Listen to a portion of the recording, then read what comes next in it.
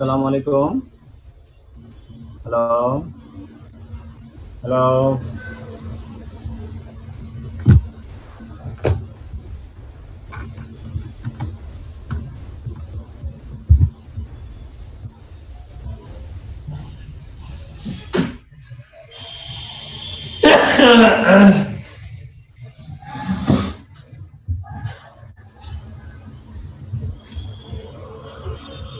Hello,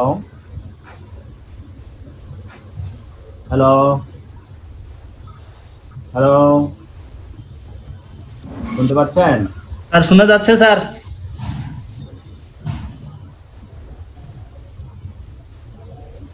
hello, শোনা যাচ্ছে? Hello, hello, তালের,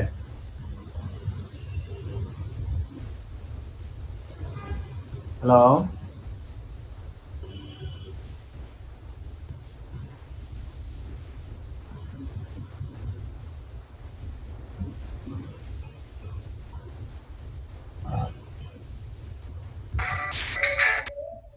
স্যার আমি তো শুনতে পাচ্ছি স্যার, কাটে দেন স্যার।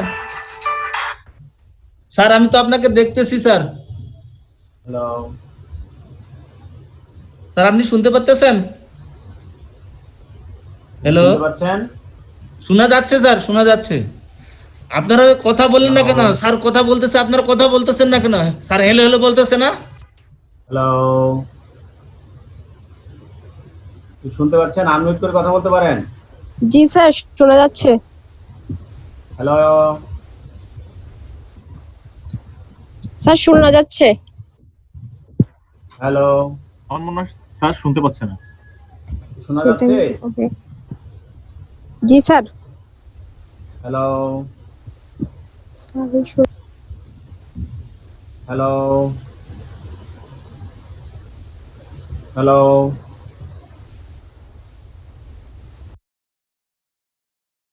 স্যার আপনি শুনতে পান না স্যার? আমি শুনতে পাচ্ছি, এখন শুনতে পাচ্ছি। আমাকে শুনতে পাচ্ছেন? হ্যাঁ শুনতে পাচ্ছি তো স্যার, তাহলে বলতেছি স্যার। হ্যাঁ, তাহলে স্যার আমি তো শুনতে পাচ্ছি স্যার। ঠিক আছে, আমি এখন শুনতে পাচ্ছি, কিন্তু স্টুডেন্টদের কোনো রেসপন্স পাচ্ছি না। স্টুডেন্ট গুলো কথা বলতেছে না, আপনি স্যার। জি স্যার শুনতে পাচ্ছি। হ্যাঁ, তো রেসপন্স করেন না কেন? রেসপন্স করার জন্য বলতেছি। আনমিউট করে আপনার কথা বলার জন্য তো সুযোগ দিছি। ওকে, পার্টিসিপেন্ট এখন অনেক কম। তাহলে আমরা ক্লাস স্টার্ট করতেছি। স্যার করেন স্যার, স্টার্ট করেন স্যার। হ্যাঁ, আচ্ছা, রেকর্ড কি আপনি ওখান থেকে দিবেন? আমি কি এখান থেকে রেকর্ড দিতে পারি? দেখবো রেকর্ড হয় কিনা। স্যার এটা তো দিতে পারেন, কিন্তু আমরা তো আচ্ছা, ঠিক আছে, দিলাম না। হ্যাঁ, ঠিক আছে স্যার। আপনি ওখান থেকে দেন, আমি নেক্সট যখন রাত্রিবেলার ক্লাস গুলো আমি নিজে দিব আর কি। হ্যাঁ সেগুলো আপনার দায়িত্ব থাকবে স্যার। হ্যাঁ হ্যাঁ, তখন আমার দায়িত্ব থাকবে। ঠিক আছে, রাইট। আচ্ছা, তাহলে আমরা স্টার্ট করি, আপনি রেকর্ড করতে পারেন। জি স্যার। ওকে, আপনারা যারা আনমিউট, আমি সবাইকে মিউট করে রাখছি, আপনারা ইন্ডিভিজুয়ালি আনমিউট করে কথা বলতে পারেন। গত ক্লাসে আমরা যেগুলো আলোচনা করছি সেগুলো থেকে কোশ্চেন থাকলে কিছু বলতে পারেন। আমরা কিছু আলোচনা করিনি। তারপর আমরা এখন গো থ্রু চলে যাব কন্ট্রাক্ট অ্যাক্ট 1872। আপনারা সবাই ভালো আছেন? সবার রেসপন্স চাচ্ছি। জি স্যার ভালো আছি, আপনি কেমন আছেন? আছি আলহামদুলিল্লাহ। জি স্যার আলহামদুলিল্লাহ ভালো। আচ্ছা, দুইজন সবার রেসপন্স চাচ্ছি। কেউ কেউ কি শুধু স্টার্ট করে দিয়ে কি বসে থাকে কিনা, এটাও কথা। ছবি তো দেখা যাচ্ছে না। সবাই রেসপন্স করেন।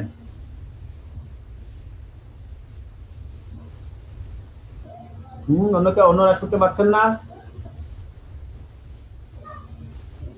নাকি? ভালো নাই কোনটা?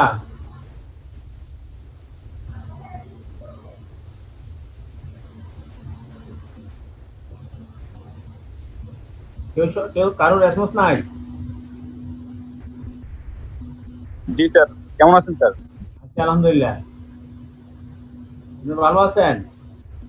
জি স্যার আলহামদুলিল্লাহ ভালো আছি স্যার। হ্যাঁ, মেহেদি হাসান বলছেন? স্যার আমি নাহিদ হোসেন। আচ্ছা,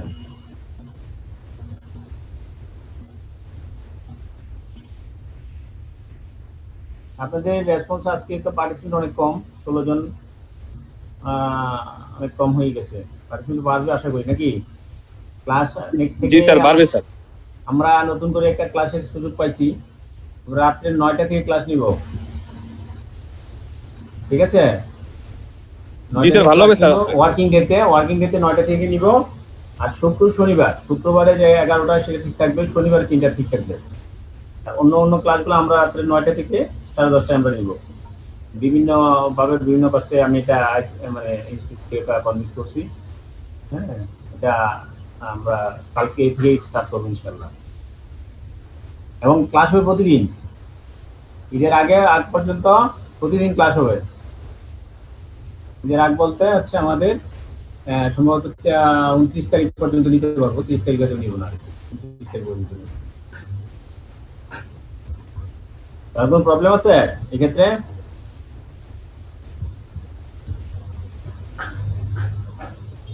যদি আমরা রাত্রে 9টায় ক্লাস নিই, কারণ প্রবলেম হবে? না স্যার।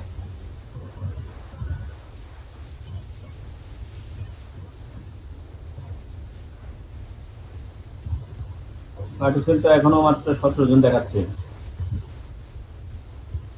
পার্টিসিপেন্ট বেশি না হলে তো ক্লাস করে মজা নাই।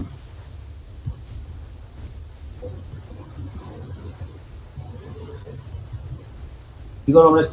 স্টার্ট করবো?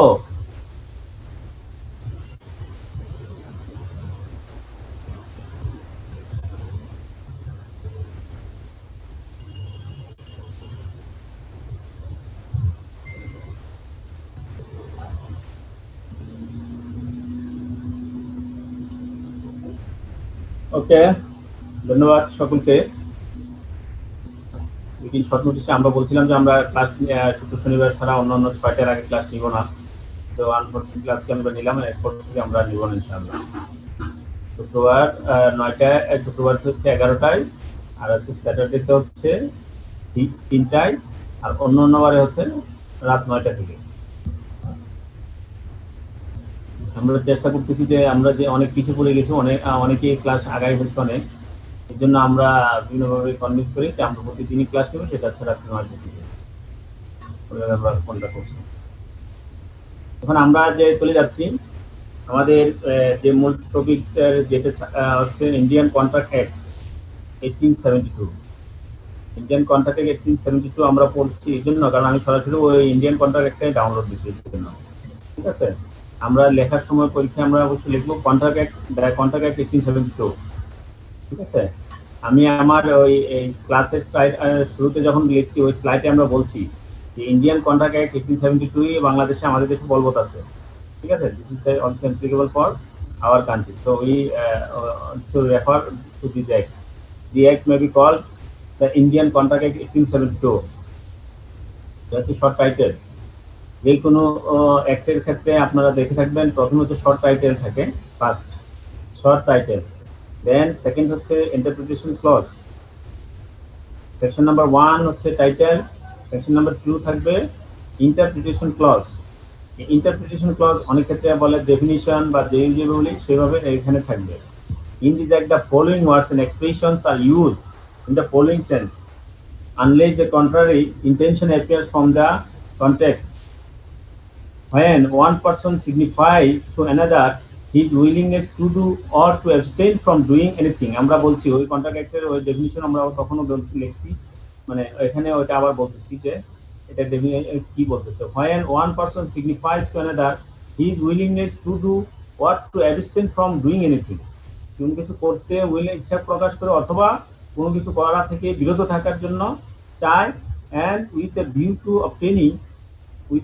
obtaining the assent of that other, অন্যের এই ক্ষেত্রে অন্যের একটা সম্মতি নেয়, two such act or abstain, সেই কাজটা করা এবং অথবা সেই কাজটা বিরত থাকতে অন্য কাউকে বলে এবং সেটার জন্য সে অ্যাসেন্ট নেয়, ঠিক আছে? He said to make a proposal, এই ক্ষেত্রে এটাকে বলা হয় প্রপোজাল। প্রপোজাল কি? আমি আপনাকে একটা দিলাম, সেটা থেকে আমরা আপনার একটা সম্মতি বা কি সেই জিনিসটা আমি আপনাকে প্রপোজ করলাম। when the person to whom the proposal is made, যার বরাবর প্রপোজালটা মেক করা হয়, তৈরি করা হয়, signifies his assent thereto, তার সম্মতি নেওয়ার জন্য, the proposal is said to be accepted. The proposal is said to be accepted. A proposal when accepted becomes a promise. Proposal, প্রথমে একটা প্রপোজাল থাকবে, সেটা অন্য যার কাজ বরাবর করতেছেন সে এটা অ্যাকসেপ্ট করবে। যদি এটা অ্যাকসেপ্ট করে দেন ইট বিকামস এ প্রমিস, সেক্ষেত্রে এটা প্রমিস হবে।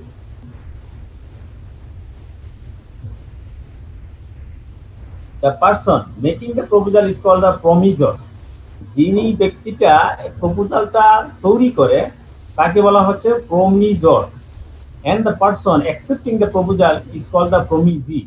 যিনি এটা অ্যাকসেপ্ট করে নেয় তাকে বলা হয় প্রমিসি। ঠিক আছে, তারপর ই নাম্বারে দেখেন বি একটা আছে যেটা আমি হয়তো আলোচনা করি করবো না বা করি নাই, চলে যাচ্ছি। Every promise and every set of promises forming the consideration for each other is an agreement. Every promise and every set of promise, প্রতিটা প্রমিসই এবং এবং প্রমিসের সেট, একটি set of promise forming the consideration for each other is an agreement. প্রথম হচ্ছে আপনার promise হবে, এটাকে আমরা আগে বলছিলাম, আগে আমাদের যে ভাষা সেখানে বলছিলাম অফার।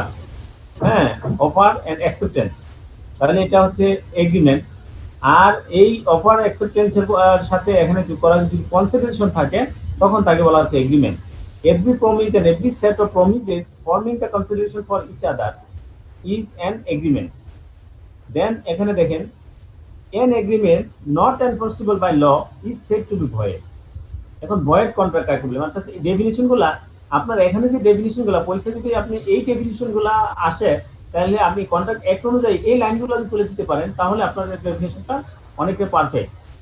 ঠিক আছে, ভয়েড কন্ট্রাক্ট কি, আপনি অন্য ডিটেলস অনেক পেজ লিখলেন, হ্যাঁ, এক পেজ দিয়ে 1.5 পেজ বা হাফ পেজ যাই লেখেন না কেন, কিছুই লিখলেন না, আপনি শুধু একটা লাইন লিখলেন, তাহলে এটা 50% কভার হয়ে যাবে। শুধুমাত্র ভয়েড কন্ট্রাক্ট কাকে বলে, what do mean by void contract? An agreement not enforceable by law is said to be void. আবার হলো an agreement enforceable by law is a contract. যখন এই এগ্রিমেন্টটা কন্ট্রাক্টের ডেফিনিশন আসলো, কন্ট্রাক্ট কি? An agreement enforceable by law is a contract. কোনো agreement যদি এনফোর্সেবল বাই ল হয় তাহলে এটাকে বলা হচ্ছে কন্ট্রাক্ট। হ্যাঁ, তারপর যদি আপনার আসলো agreement or definition of define agreement, every set promise and every set of promises forming the consideration for each other is an agreement. ঠিক আছে, তাহলে এগ্রিমেন্ট কি, ভয়েড কন্ট্রাক্ট কাকে বলে, কন্ট্রাক্ট কি, তারপর নিচে দেখেন ভয়েডেবল contract, an agreement which is enforceable by law at the option of one or more of the parties thereto but not at the option of the other or others is a voidable contract. আপনার ভয়েডেবল contract কি সেই ডেফিনিশনটা বলছে, হ্যাঁ, by the law, enforceable by the law at the option of the one or more of the parties, হ্যাঁ, that but not at the option of the other or others. আমি আগে বলছি এখনো বলছি, আপনার এই ভাষাগুলো আপনি লিখবেন, ভয়েডেবল কন্ট্রাক্ট আসলো, হ্যাঁ, এই ভাষা অনুযায়ী আপনি মানে মুখস্থ করবেন এবং এই অনুযায়ী আপনি লিখবেন। A contract which ceases to be enforceable by law becomes void when it ceases to be enforceable.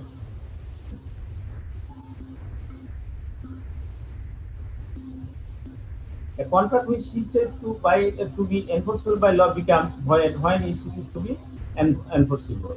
ঠিক আছে, এই হলো আমাদের ডেফিনিশনগুলো আমরা দেখবো। ভয়েড কন্ট্রাক্ট, কন্ট্রাক্ট, তারপরে ভয়েডেবল কন্ট্রাক্ট, হ্যাঁ, ভ্যালিড কন্ট্রাক্ট, তারপর আমরা বলছি যে এগ্রিমেন্ট, হ্যাঁ, প্রমিস, এই ডেফিনিশনগুলো আমরা এখান থেকে শিখবো। দেন আমাদের এখানে চ্যাপ্টার 1 এখানে বলছে যে কমিউনিকেশন কি, ঠিক আছে, communication of proposals, the acceptance of proposals and the revocation of proposals and acceptance respectively are deemed to be made by any act or omission of the party proposing, accepting or revoking by which he intends to communicate such proposal, acceptance or revocation, or which has the effect of communicating it. নিচে বলতেছে তারপরে communication হয় complete. Communication কখন complete হয়? The communication of a proposal is complete when it comes to the knowledge of the person to whom it is made. ঠিক আছে, আপনি যার বরাবর আপনি কাজটা করতেছেন সে যদি জিনিসটা জানে তখনই এটাকে বলা হবে কমিউনিকেশন কমপ্লিট হয়। নতুন কমিউনিকেশন কমপ্লিট হয়, যারা আপনার মানে আইসিএমতে ইন্টারমিডিয়েট লেভেলে ভর্তি হচ্ছে তারা কিন্তু এই কমিউনিকেশনের একটা সাবজেক্টে ওখানে পড়ে আসেন, হয় কমিউনিকেশন কমপ্লিট ওখানে লেখা আছে। ঠিক আছে, আপনি একটা জিনিস পৌঁছাতে চাচ্ছেন, সেটা যদি যার বরাবর চাচ্ছেন সে যদি সেই জিনিসটার সম্পর্কে অবগত হয় তখনই বলা হয় কমিউনিকেশনটা কমপ্লিট। এখন কোশ্চেন অ্যারাইজ করে যে কখন সে জানছে, এটা কিভাবে বুঝবো? তাহলে এটা যখন আপনি বুঝবেন যে সে জানছে তখন এটা কমিউনিকেশন, নতুবা কিন্তু হবে না। The communication of proposal is complete when it comes to the knowledge of the person to whom it is made. The communication of an acceptance is complete. একটা acceptance complete হবে তখন as against the proposer when it is put in a course of transmission to him so as to be out of the power of the acceptor. As against to the acceptor when it comes to the knowledge of the proposer. ঠিক আছে? The communication of a revocation is complete. Revocation এর ক্ষেত্রে revocation এর ক্ষেত্রে communication টা কি হবে? As against the person who makes it when it put its course of transmission to the person তো একটা এইভাবে আপনারা দেখবো তাহলে এই হলো কমিউনিকেশন। যেমন নিচের একটা ইলাস্ট্রেশন গুলো আপনারা এই যে কন্ট্রাক্ট অ্যাক্টের যে অ্যাক্টগুলো থেকে আপনারা মেইনলি আপনি ডেফিনিশনের সাথে সাথে আপনার মেইনলি যেটা দেখবেন সেটা হচ্ছে ইয়াগুলা ইলাস্ট্রেশন গুলা দেখবেন। দেখলে কি হবে আপনি কেস স্টাডির ক্ষেত্রে অনেক সহজ হয়ে যাবে। F proposed by letter to sell a house to B at a certain price. F B কে একটা লেটার লিখলো সে যে তার সেল করতে চায় একটা নির্দিষ্ট প্রাইসে তার বাড়িটা বিক্রি করতে চায়। The communication of the proposal is complete when we receive the letter. B যখন লেটারটা রিসিভ করবে তখনই বলা হবে যে এটা কমিউনিকেশন কমপ্লিট হয়েছে। B accept as proposal by a letter sent by post. The communication of the acceptance is complete as against when the letter is posted, as against B when the letter is received by A. ঠিক আছে? A revokes his proposal by telegram. The revocation is complete as against A when the telegram is dispatched. It is complete as against B and B received it. ঠিক আছে? এইগুলো আপনারা তাহলে এগুলো দেখবো যে আমরা কমিউনিকেশনটা কখন কমপ্লিট হয় এটা ইলাস্ট্রেশন এখানে দেওয়া আছে। The revocation of proposals and acceptance. A proposal may be revoked at any time before the communication. মানে কখন এটা বাতিল হয়ে যায় অথবা এটা নিঃশেষ হয়ে যায় কখন proposal revocation of proposals and acceptance. A proposal may be revoked at any time before the communication of its acceptance. এটার acceptance পাওয়া এবং এটার যে communication হওয়ার আগে যে কোনো সময় এটা রিভোক হতে পারে। Acceptance complete as against the proposal but not afterwards. যখন সে acceptance দিয়ে দিছে তার পরবর্তীতে এটা সে রিভোক করতে পারে না। Acceptance may be revoked at any time before the communication of the acceptance is complete as against the acceptor but not afterwards. যেমন উদাহরণ এখানে দিচ্ছে a proposal by a letter sent by post একটু আগে যেটা আমরা বলছিল to sell a house to B. He accepts the proposal by a letter sent by post. A may revoke his proposal at any time before or at the moment when he posts his letter of acceptance. B যখন acceptance একটা চিঠি post করবে তার আগে মুহূর্ত পর্যন্ত যে কোনো সময় এই লেটারটা সে এই যে প্রপোজালটা সে রিভোক করতে পারে বাট নট আফটারওয়ার্ড। সে যখন এই অ্যাকসেপ্টেন্সের লেটারটা পোস্ট করবে এর আগে পরে আর সে পারবে না। B may revoke the his acceptance at any time before or at the moment when a letter communicating to it reach A but not afterward. ঠিক আছে? এখানে বি এর ক্ষেত্রে বলতে আছে হ্যাঁ শুধুমাত্র ওই লেটারটা যখন এ পাইবে তার আগ পর্যন্ত যে কোনো সময় এটাকে রিভোক করতে পারে। অর্থাৎ রিভোক বলতে হচ্ছে আপনি বাতিল করে দেওয়া আর কি।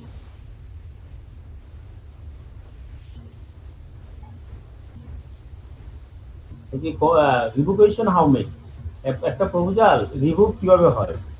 রিভোক হওয়ার এই চারটা পন্থা by the communication of notice of revocation by the proposal to the other party.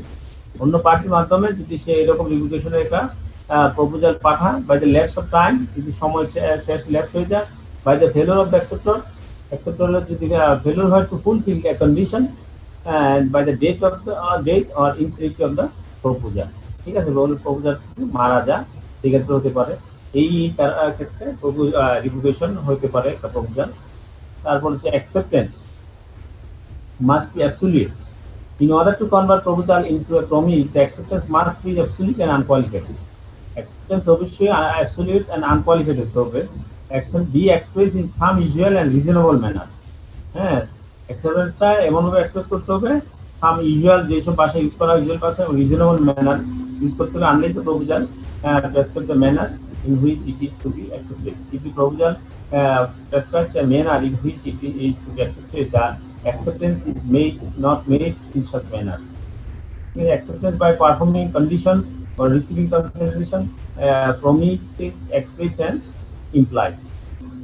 তাহলে acceptance মাস্ট বি অ্যাবসলিউট কি মানে ইয়া হচ্ছে অ্যাবসলিউট হতে হবে, আনকোয়ালিফাইড হতে হবে, experience usual and reasonable manner হতে হবে। তারপর বলা হচ্ছে acceptance by performing condition and receiving consideration. Performance of the conditions of the proposal, হ্যাঁ, condition of the proposal or the acceptance of any consideration for reciprocal promise which may be offered with the proposal is an acceptance of the proposal. Promise and expression implied, ঠিক আছে, promise এখানে acceptance implied হতে পারে, আবার express হতে পারে। আমরা ওদিকে যাব, এর আগে আপনাদের একটু আলোচনা করে নিই। আপনারা কি মানে শুনতে পাচ্ছেন এবং বোঝা যাচ্ছে? জি স্যার। জি স্যার, শুনতে পাচ্ছি স্যার, শুনতে পাচ্ছি। আচ্ছা, এই পর্যন্ত আমরা যা বলছি এর ভিতরে কোনো প্রবলেম আছে কিনা বা কোনো কোশ্চেন থাকলে বলতে পারেন। স্যার একটা কোশ্চেন আছে আমার। হ্যাঁ বলেন, অথবা সাজেশন, মতামত, যাই কিছু বলতে পারেন। স্যার এটা হচ্ছে ইন্ডিয়ান কন্ট্রাক্ট। হ্যাঁ হ্যাঁ হ্যাঁ আমরা তো স্যার ইউজুয়ালি আমরা কি ইন্ডিয়ান কন্ট্রাক্ট ফলো করি? হ্যাঁ হ্যাঁ বাংলাদেশে এখন ওই ইন্ডিয়ান কন্ট্রাক্ট কি আছে। ও আচ্ছা আচ্ছা। এবং শুধু মানে- এটা ইন্ডিয়ানও না, এটা ব্রিটিশ কন্ট্রাক্ট। এই না, ব্রিটিশটাই যখন ব্রিটিশ থেকে ইন্ডিয়ান আলাদা হলো তখন থেকে এটা নাম দিল ইন্ডিয়ান কন্ট্রাক্ট। ও ঠিক আছে, একটা কোনো আচ্ছা। চেঞ্জ নাই। তারপর যখন বাংলাদেশে যখন আপনার সাবকন্টিনেন্টের ইয়েতে ইন্ডিয়া থেকে যখন মানে পাকিস্তান আলাদা হলো, আবার পাকিস্তান থেকে বাংলাদেশ আলাদা হলো, তখন জি। থেকে এইরকম এই কন্ট্রাক্ট 1872। আমাদের দেশে আবার বাংলাদেশি কন্ট্রাক্ট 1872 লেখা নাই, আমাদের হচ্ছে কন্ট্রাক্ট 1872। আচ্ছা, তাহলে স্যার আমরা যখন কেস স্টাডি সলভ করব তখন আমরা রেফারেন্স কি স্যার দিব যে ইন্ডিয়ান দা কন্ট্রাক্ট অ্যাক্ট 1872, ইন্ডিয়ান লিখবো না। ওকে, বুঝতে পেরেছি। হ্যাঁ, থ্যাংক ইউ। নেক্সট আর কোনো কোশ্চেন আছে?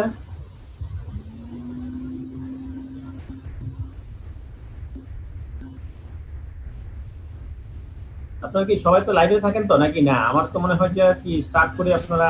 না স্যার, লাইভে আছি স্যার। আচ্ছা, আছি স্যার। না স্যার, লাইভে আছি স্যার। না, অনেকেই রেসপন্স খুব কম পায়, 2-3 জনের কথা বলে আর অন্যরা কথা বলে না। এখন কি আসলে আদৌ আছেন কিনা এটা বুঝতেছি না, এই জন্য বলছি। তাহলে আমরা ইন্টারপ্রিটেশন গুলো দেখলাম, হ্যাঁ, ডেফিনিশন গুলো এখান থেকে নেবেন। তারপর আমরা চলে যাব এখন কন্ট্রাক্ট।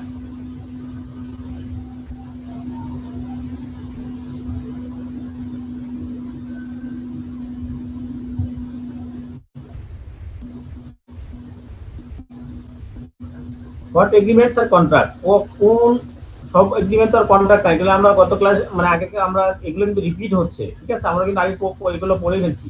আমরা শুধুমাত্র সরাসরি এক থেকে আমরা দেখতেছি, তখন আমাদের প্রতি আরো হয়তো ট্রাস্ট বেড়ে যাবে, এই জন্য আমরা এটা দেখি। What agreements are contract, all agreements or contract if they are made by the free consent of parties competent to contract for a lawful consideration and with a lawful object and are not hereby expressly declared to be void. ঠিক আছে, আমাদের যে একটা যে question আছে all agreement are contract but all contract are not agreement explain, ওখানে আপনি explain করতে গিয়ে আপনি এই লাইনটাও লিখতে পারেন, all agreements are contract if they are made by the free consent of parties competent to contract for a lawful consideration and with a lawful object। ঠিক আছে, এখানে হচ্ছে দেখেন কয়টা বলছে, free consent of the parties, free consent of the parties থাকতে হবে যে তারা এটা competent to contract, কন্ট্রাক্টর কাজ করতে তার competent by for a lawful consideration হতে হবে, with a lawful object হতে হবে, and are not expressly declared void to be void, এবং এটা এমন ভাবে ডিক্লেয়ার করা হবে যেন এটা void হয়। এই কারণগুলো যদি না থাকে তখনই এটাকে বলা হচ্ছে, এই এগ্রিমেন্টকে বলা হয় contract. if an agreement does not fulfill any of the condition of the above, then this contract agreement are called, sorry একটু লাইনে থাকুন। আসসালামু আলাইকুম। হ্যাঁ হ্যাঁ, আমি আপনার ফোন দিতাম। হ্যাঁ হ্যাঁ হ্যাঁ হ্যাঁ হ্যাঁ, কথা হয়েছে, কাজ হয়েছে, এটা করা হয়েছে। হ্যাঁ হ্যাঁ হ্যাঁ, আজকে ক্লাস, আজকে নিচ্ছি 3টায়, এখন ক্লাস নিচ্ছি, আমি আজকে ছুটি ছিলাম জন্য এখন ক্লাসে আছি। ঠিক আছে, কালকে আগামীকালকে রাত 9টায়। হ্যাঁ হ্যাঁ, আমি ক্লাসে জানা দিচ্ছি এবং যেভাবে মানে পুরোটা শিডিউল করছি সেই ফুল দেওয়া তাতে তিন করে শুরু করেছি। রবিনটা আপনি একটু আপডেট করেন, আপলোড করে দেন। আমি তালেবের সাথে কথা বলছি কালকে, তো ওরাও বলছি যে আমি এইভাবে আর কি, অর্থাৎ অফিসে যে 5 দিন আছে, 5 দিন হচ্ছে রাত 9টায় কালকে থেকে। হ্যাঁ, আর শুক্র শনিবার যেটা যেটা যে শিডিউল আছে ওইটা ঠিক থাকবে। ঠিক আছে, হ্যাঁ, আমি শুক্র শনিবারটা ওইটা রেকর্ডটা রাখবো না, কিন্তু আবার ওই অন্য যে 5 দিন সে এইভাবে আমি আইসিএম এর এখানে আরেকটা জিনিস আমাকে বলছিল আইটি থেকে, আমাদের যে পাসওয়ার্ডটা আইসিএম 1 যেটা ওইটার পাসওয়ার্ডই থাকবে, ঠিক না নাকি? ক্লাস 1 আইসিএম 1 ওই 1টা ইউজ করে আমি যে ভিডিওগুলা, হ্যাঁ হ্যাঁ হ্যাঁ হ্যাঁ আইসিএম 1টা লগ ইন করবো। হ্যাঁ, আমি দেখছি প্র্যাকটিস করছি, ওকে, এটা কোনো মানে ইজি কাজ, কোনো কাজই নেই এটা, 1 মিনিটের ব্যাপার। হ্যাঁ হ্যাঁ হ্যাঁ, কোনো কাজই নেই। হ্যাঁ, ওখান থেকে তো আপনার আইটি থেকে মানে আগে থেকে যেহেতু আমি দেখছি তারা আইডি তৈরি করে রাখবে আগে থেকে, ঠিক আছে? আইডি থাকলে আমি ওখান থেকে ওই লগ ইনে ঢুকে ওখানে আমি ক্লিক মেরে ফেলতে পারছি। হ্যাঁ, ঠিক আছে, ঠিক আছে তাহলে। হ্যাঁ হ্যাঁ, অবশ্যই জানাবো। আরেকটা হচ্ছে যে আমি প্রয়োজনে আপনাকে প্রতিদিনের ভিডিওটা প্রতিদিন আমি মেল করে দিতে পারি, এটাও আমাকে নিতে আছে। হ্যাঁ, আচ্ছা আচ্ছা, একবার দিব, তখন আপনি যে আপনাকে মেল দিতে পারেন, অথবা আপনি যেখানে বলেন সেখানে মেল দিবেন। ঠিক আছে, ওকে ওকে ওকে,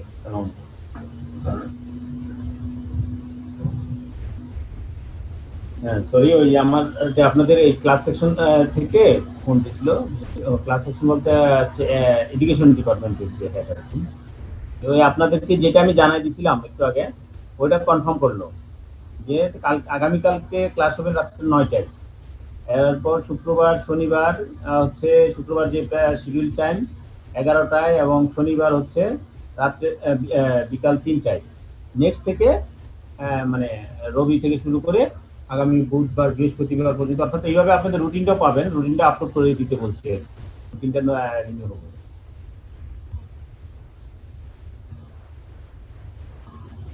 ওকে,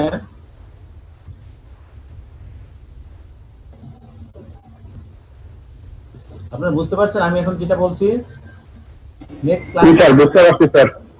নেক্সট ক্লাসের শিডিউলটা এইমাত্র আমাকে আপনার এডুকেশন ডিপার্টমেন্টের হেড যিনি উনি আমাকে কনফার্ম করছেন আর কি, ওইভাবে আপনাদেরকে আপলোড করে দিতে বলছি, নেটের জন্য আপলোড করে দেয়। হ্যাঁ, ওয়ার্কিং ডে যেটা থাকবে, ওয়ার্কিং ডেটা হচ্ছে শনিবারটা যেহেতু আমার ওয়ার্কিং না, সেই ক্ষেত্রে আমি আমার ওয়ার্কিং ডেটাই আসলে হিসাব করতে চাই। এই ক্ষেত্রে এক্সট্রিমলি সরি, যাদের শনিবার ওয়ার্কিং ডে তাদের ক্ষেত্রে আসলে আমি কনসিডার করতে পারিনি আর কি। শনিবার ছাড়া বাকি 5 দিন যেটা, সেটাকে আমি ওয়ার্কিং ডে ক্রিয়েট করছি, ওই ওয়ার্কিং ডেটটা থাকবে রাত্রে 9টায়। আর যেই অফ ডে অর্থাৎ শুক্রবার শনিবার আগের মতো শিডিউল থাকবে। স্যার আমাদের এক্সামটা কবে নিতে পারে স্যার? হ্যাঁ, কিছু বলছিলেন? স্যার আমাদের এক্সামের বিষয়টা স্যার। এক্সামেরটা? জি স্যার। একদম তো আমার চেয়ে আপনারা ভালো জানেন, আপনারা তো আমাকে ভালো বলছিলেন, আগে ক্লাসে বলছিলেন, ওই অতটুকু পর্যন্ত আমি জানি। তারপরে আমি জিজ্ঞাসা করছিলাম, আমাকে বলছে যে আসলে মানে যতটুকু জানেন আপনি স্যার, যেটা শুনবো আমি যেটা বলছি এতটুকুই, এরপরে আমরা আসলে ফরওয়ার্ড কোনো জিনিস জানি না। ওরা চাচ্ছে যে আগস্টের ফার্স্ট উইকের ভিতরে আমি ক্লাস শেষ করে দিই, ঠিক আছে? অথবা আগস্টে তারা যে পরীক্ষা নিতে যাবে, পরীক্ষা নিলে যেন আমাদের ক্লাস তখন হয়তো হবে না। এই জন্য মনে হয় যে সব ক্লাসে শেষ হয়ে যাবে, আমরা তো পিছিয়ে পড়ছি, এই জন্য আমাকে ওই সুযোগটা দিচ্ছে। ক্লিয়ার? আপনার বলছিলেন না সেপ্টেম্বরে পরীক্ষা হবে, আগস্ট হবে ওই বেচে, তারপর আপনাদের সেপ্টেম্বরে, এরকমই তো বলছিলেন ইনফরমেশন। নিশ্চিত ওইভাবে চেষ্টা করতেছে, এখনো কনফার্ম না।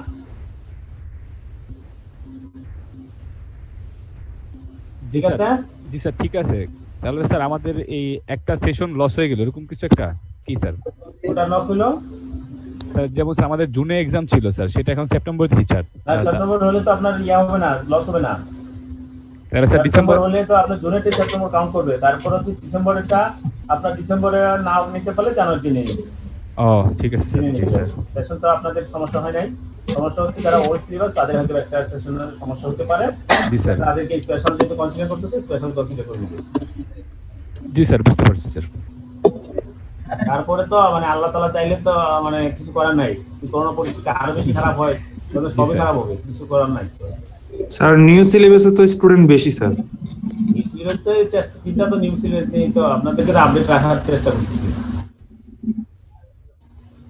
ঠিক আছে, ওল্ড তো ওল্ডে, ওদেরকে যেহেতু একটা মানে কি বলে একটা লাইবিলিটি তো পড়ে গেছে, এই জন্য ওদের তাদেরকে স্টুডেন্ট তো কম, ওনাদের এই জন্য হয়তো নিতে একটু সমস্যা সহজ কম হবে। আর সহজ হবে। হ্যাঁ হ্যাঁ, সহজ হবে।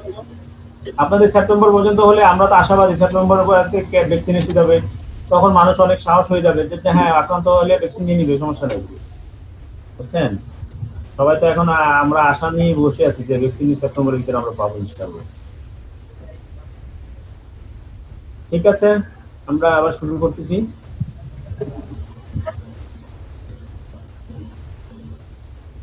তাহলে আমরা যেটা আলোচনা করতেছিলাম যে হোয়াট কন্ট্রাক্টস আর এগ্রিমেন্ট, কোন কন্ট্রাক্টগুলো এগ্রিমেন্ট হয়। তাহলে এই all agreements are contract if they are made by the free consent of the party competent to contract for a lawful consideration and with a lawful object and are not expressly declared to be void. Who are competent to contract? কারা contract করতে পারবে? Every person is competent to contract, সবাই contract করতে পারবে।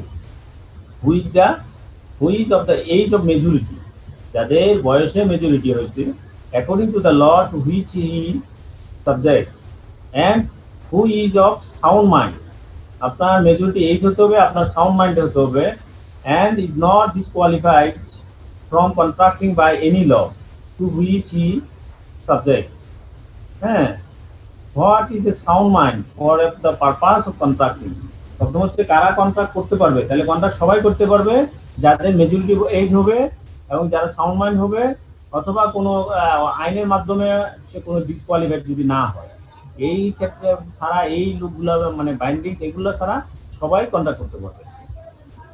দেন question আসতেছে what is sound mind for the purpose of contracting, contracting এর জন্য sound mind কাদেরকে বলা হবে। A person is said to be of sound mind for the purpose of making a contract if at the time when he makes it he is capable of understanding it and of forming a rational judgment as to its effect upon his interest.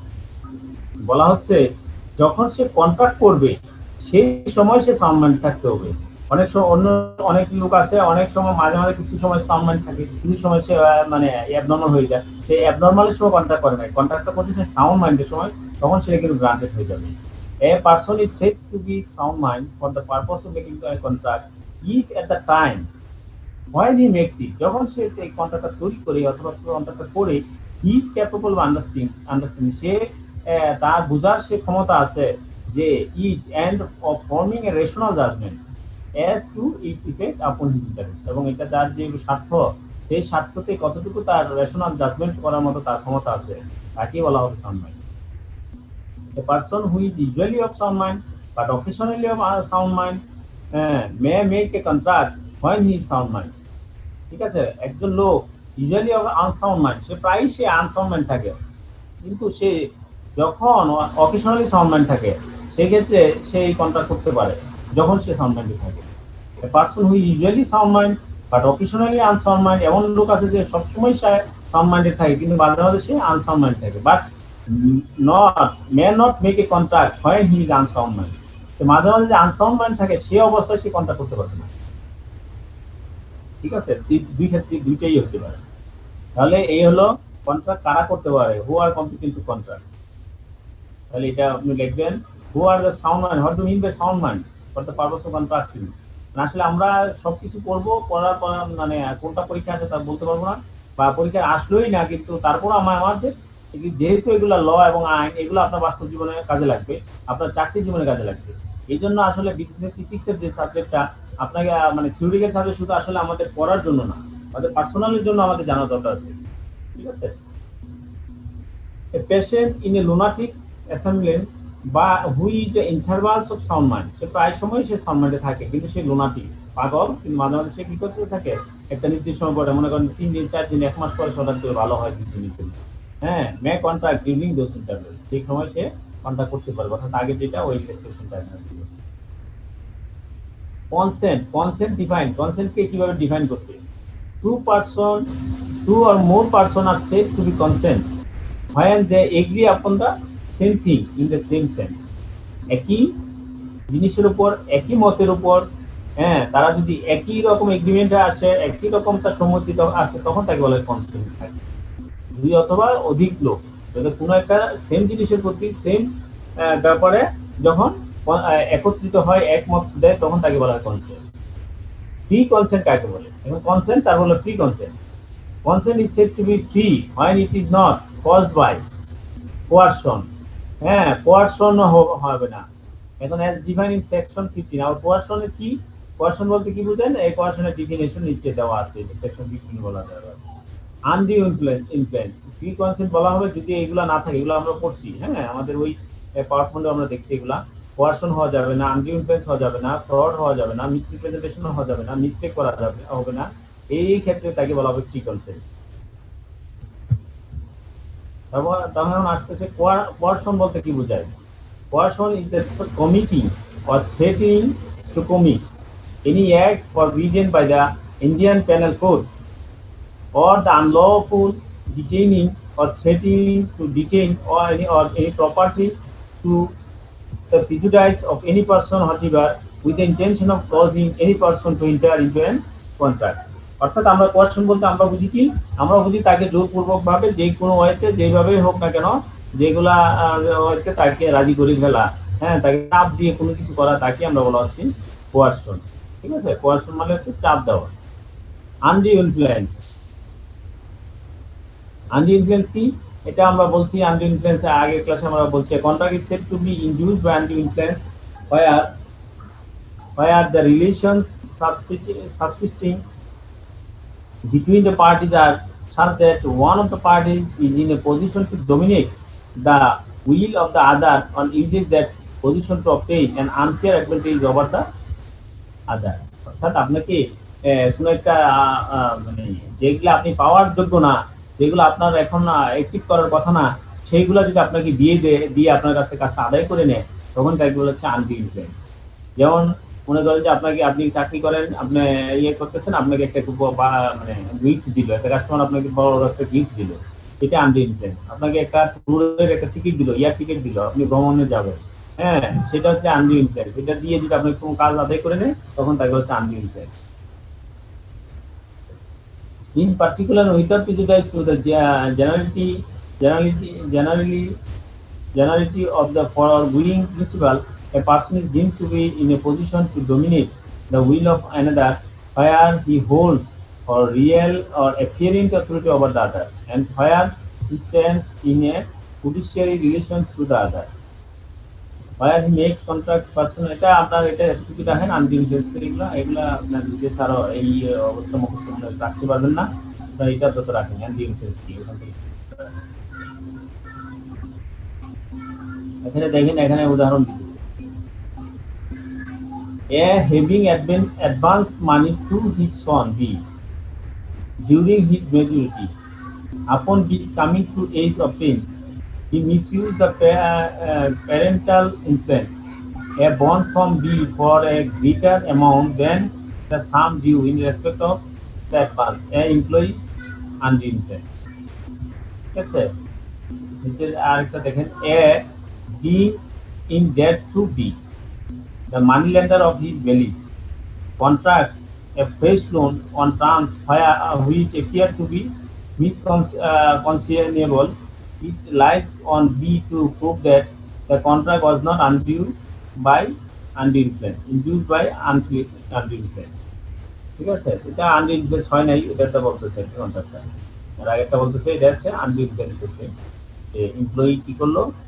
Advance তার ছেলের কাছ থেকে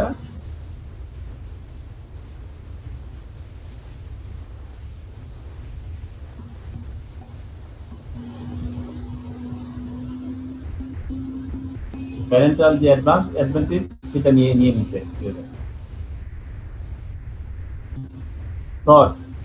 fraud বলতে কি বোঝাচ্ছে? Fraud means they and includes any of the following act committing by a party to contract or with his convinced or by his agent with intent to deceive another party thereto of his agent or to induce him to enter into the contract. ঠিক আছে? Contract কিভাবে fraud হচ্ছে, আমরা তো জানি fraud মানে কি। Fraud মানে আপনাকে যেটা নাই সেটা আপনি বলে দেওয়া, এটা হচ্ছে ফ্রড। হ্যাঁ, একটা আছে আরেকটা করছেন যে আপনাকে এটা তো বলে আপনাকে ওখানে নিয়ে তারপর আপনার কাছ থেকে হাজির করে নিয়ে নিচ্ছে। এই যে জিনিসগুলো সেগুলো fraud. Fraud means and includes any of the following acts committed by a party to a contract or with his convenience or by his agent with intent to deceive another party। এখানে ইন্টেনশনটা হচ্ছে অন্য পার্টিকে মানে বঞ্চিত করা, অন্য পার্টিকে বঞ্চিত করা, সেটাকে বলা হচ্ছে fraud. To enter into a contract the suggestion as a fact of that which is not true on or who does not believe it to be true, the active concealment of the fact by one having knowledge or belief of the fact, a promise made without any intention of performing it। হ্যাঁ, তার intention ছিল সেটা কাজটা করবে না, তারপরে সে promise করছে। Any other act treated to deceive, any such act or omission as the law specially declares to be fraudulent। ঠিক আছে, তাহলে ফ্রড কি? ফ্রডের এই পাঁচটা ক্ষেত্রে ফ্রড আমরা মানে সংজ্ঞাটা তো আসি, সেখান থেকে পাঁচটা ক্ষেত্রে হতে পারে। The suggestion as a fact of that which is not true, আপনাকে এমন সব তথ্য দিচ্ছে বা আপনাকে সাজেশন করছে যেগুলো সঠিক না, by one who does not believe it is to be true, এবং যেগুলো সত্য বলে কেউ বিশ্বাস করার কথা না। The active concealment of the fact, এখানকার যে মূল যে জিনিস সেগুলোর প্রধান জিনিসগুলো এটা কনসিলমেন্ট করে দেওয়া, গোপন রাখা।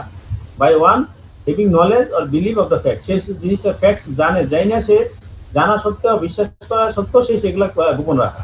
Promise made without any intention of performing it, any other act treated to deceive, any such act or omission as the law specially declares to be fraudulent।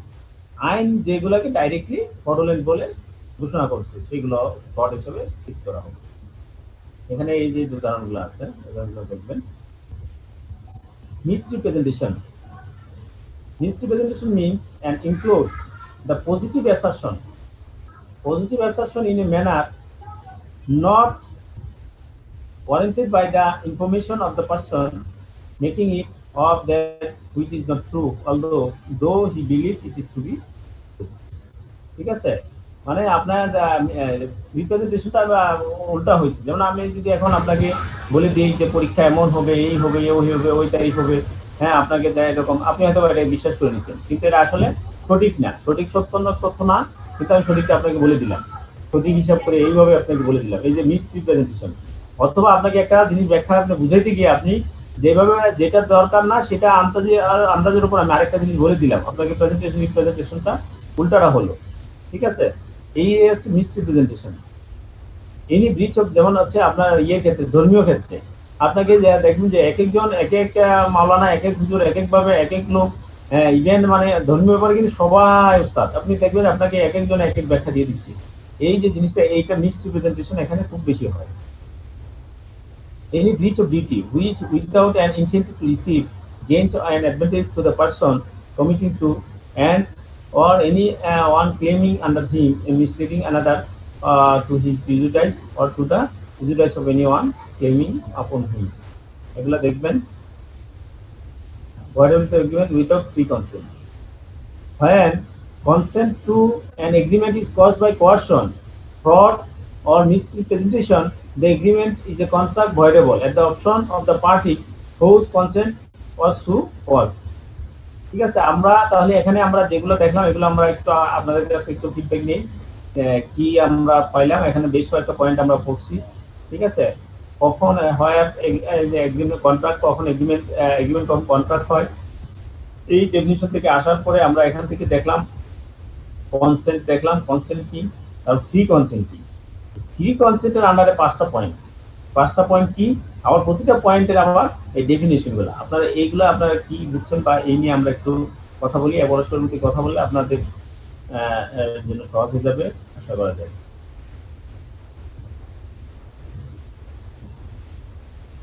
আপনারা যিনি কথা বলবেন আনমিউট করবেন নেবেন, আর ওনারা মিউট রাখবেন।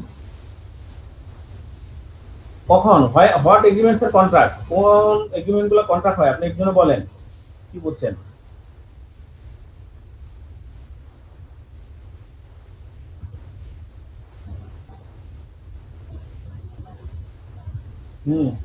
একজন বলেন, আনমিউট করে কথা বলতে পারেন। স্যার যখন অ্যাকসেপ্টেন্স করবে, যখন অ্যাকসেপ্টেন্সের মাধ্যমে স্যার। আমি এই ভাষাগুলা থেকে কিছু বলার চেষ্টা করেন,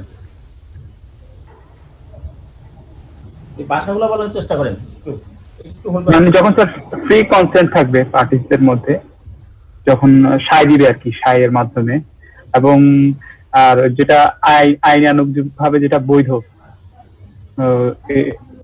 সেভাবে আর কি, এবং সেটা বৈধ হতে হবে আর কি স্যার।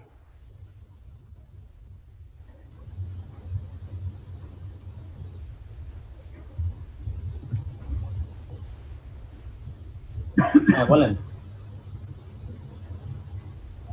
মানে তাদেরকে পারস্পরিক সম্মতি থাকতে হবে এবং সেটা আইনানুগ ভাবে স্যার বৈধ হইতে হবে স্যার। আরেকজন বলেন। বেশি প্রচলিত আইন অনুযায়ী স্যার। আরেকজন বলেন। আমি চেষ্টা করবো যে আপনার এখানকার যে ভাষাটা আছে সেই ভাষাটাই বলবেন, ঠিক আছে? এখানে কিন্তু আমি রেড মার্ক করে দিচ্ছি, আপনারা হয়তো অনেকে দেখতে পাচ্ছেন, রেড মার্ক করে দিচ্ছি, আপনার ওই রেড মার্কের এই ভাষাটা বলবেন। What agreements are contract.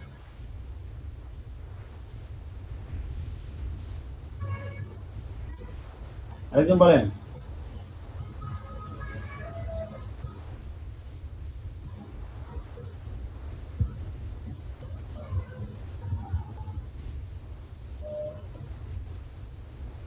Response করেন, একজন করেন, অসুবিধা নেই। দুইটা পার্টির মধ্যে আইনানুগ ভাবে নিয়ম মেনে যেটা মানে লিপিবদ্ধ করা হয় বা যেটাকে তারা ব্যবহারযোগ্য বলে গ্রহণ করে, সেটাকে কন্ট্রাক্ট বলা হয় স্যার। তার কোনো চাপ প্রয়োগ হবে না আর কি, কোনো চাপ মুক্ত হবে। আর আর যেটা যারা মানসিক ভাবে সিদ্ধান্ত নিতে সম্মত এমন মানুষদের দ্বারা কন্ট্যাক্ট করতে হবে, যারা যারা মানে কি মানসিক ভাবে সিদ্ধান্ত নিতে পারে। সবাই মানে আনমিউট করবেন না, একজন যিনি মানে উনি শুধু আনমিউট করবেন। হ্যাঁ, এখানে কি বলা হচ্ছে দেখেন, মেইন কিওয়ার্ড যেটা আছে, যদি আপনি বলি যে হোয়াট এগ্রিমেন্টস এর কন্ট্রাক্ট, এখানে সে বলছে যে অল এগ্রিমেন্টস এর কন্ট্রাক্ট, ঠিক আছে? অল এগ্রিমেন্টস এর কন্ট্রাক্ট। যদি এখানে কিওয়ার্ড কয়েকটা দিয়ে দিচ্ছি, যদি এটা কি হয়, ফ্রি কনসেন্ট হয়। হ্যাঁ, free consent of parties competent to contract. Contract করার জন্য তাদের ফ্রি কনসেন্ট হতে হবে, আপনারা এই ওয়ার্ডটা লিখবেন, ফ্রি কনসেন্ট অফ পার্টিস। যদি থাকে তখনই এটাকে বলা হবে এগ্রিমেন্টটাকে বলা হবে কন্ট্রাক্ট। যদি সেখানে লফুল কনসিডারেশন থাকে, তার অবজেক্টটা যদি লফুল অবজেক্ট হয়, এখানে বলছে lawful consideration with lawful object, হ্যাঁ, অথবা এবং এটা যদি কি না হয়, আইন দ্বারা যদি এটা ভয়েড না হয়, তাহলে সেই ক্ষেত্রে সেই সব এগ্রিমেন্টকে বলা হচ্ছে এটা কন্ট্রাক্ট। ক্লিয়ার? আপনারা মানে যখন পড়ার সময় অবশ্যই আপনি কিওয়ার্ডগুলো, এখানকার কিওয়ার্ডগুলো রাখবেন। আপনি আপনার বাসা যেভাবে যদি এইভাবে মুখস্থ করেন, আর যদি কিওয়ার্ডগুলো আপনি মুখস্থ বলতে না পারেন, তাহলে আমি মানে ধরে নেই দিনে খাতা দেখেন যে আপনারা ওইভাবে আপনারা বই পড়েন নাই, অথবা আপনার এই আইন পড়েন নাই। তাহলে all agreements are contract if they are made by the free consent of the party, ঠিক আছে? free consent of the parties competent to contract for a lawful consideration with a lawful object and are not explicitly declared to be void. এখন বলেন, একজন বলেন তো, এখন এই যে লাইন দুটা লাইন বললাম, আবার বলেন, এখন কে বলতে পারবেন? ইংলিশে বলেন।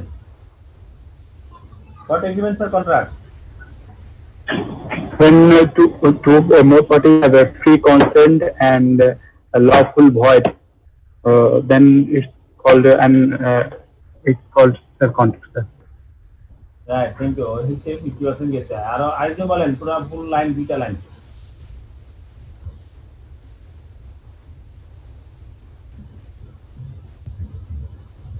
Free consent of the parties, ঠিক আছে? তারপর হচ্ছে lawful consideration, lawful object, not explicitly declared to be void. এই হলো আপনার agreement. if the agreement represent of those elements, then the agreement are called contract. এখন বলেন আরেকজন বলেন who are competent to contract, কে কন্ট্রাক্ট করতে পারবে?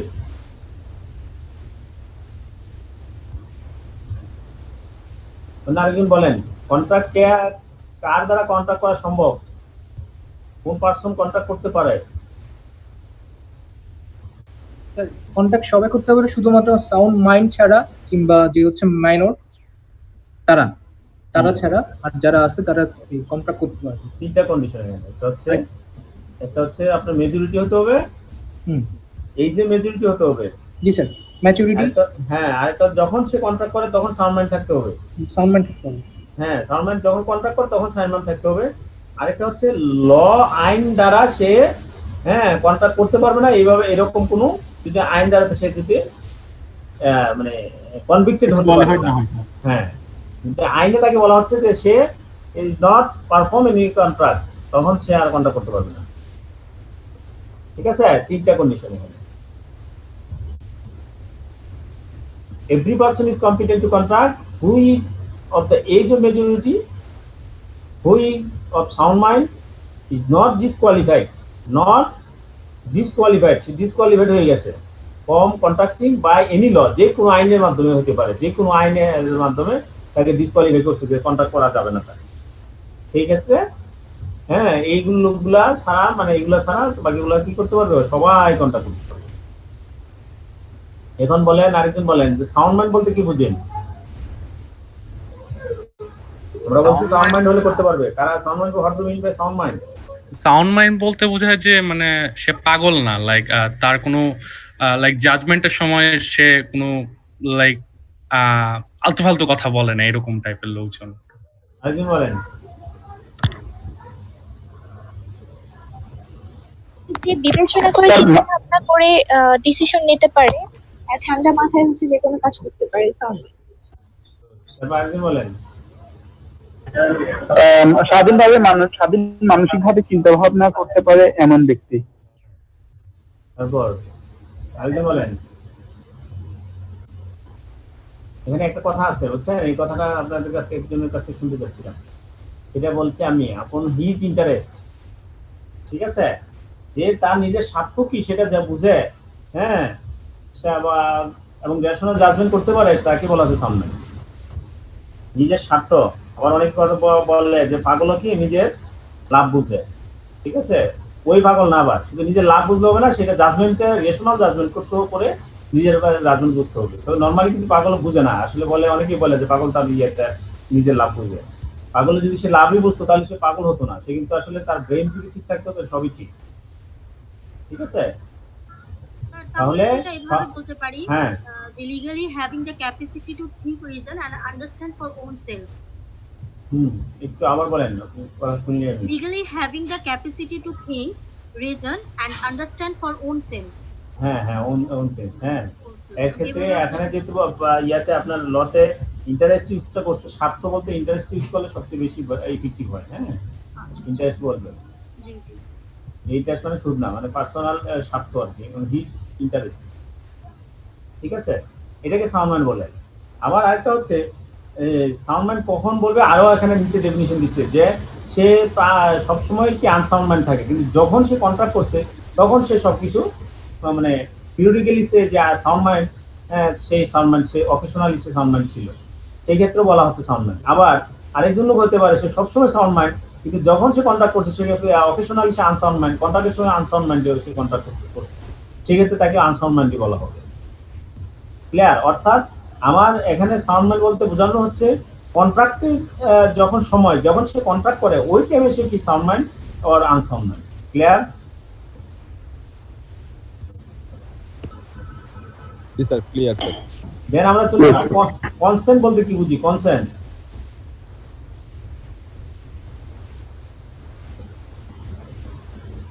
আমরা কনসেন্ট বলি না, সম্মতি বুঝি।